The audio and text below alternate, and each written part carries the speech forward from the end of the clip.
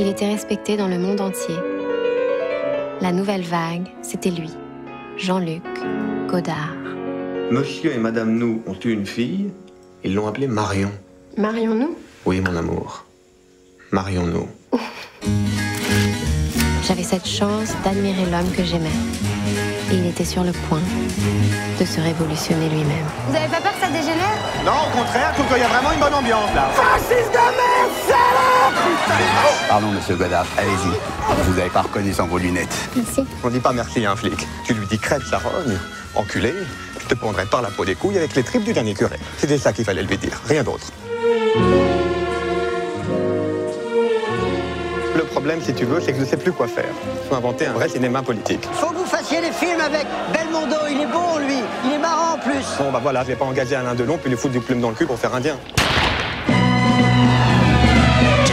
Aujourd'hui, Godard, c'est devenu ça. Un petit amuseur ridicule qui prend une peau de révolutionnaire. J'en peux plus de ce con.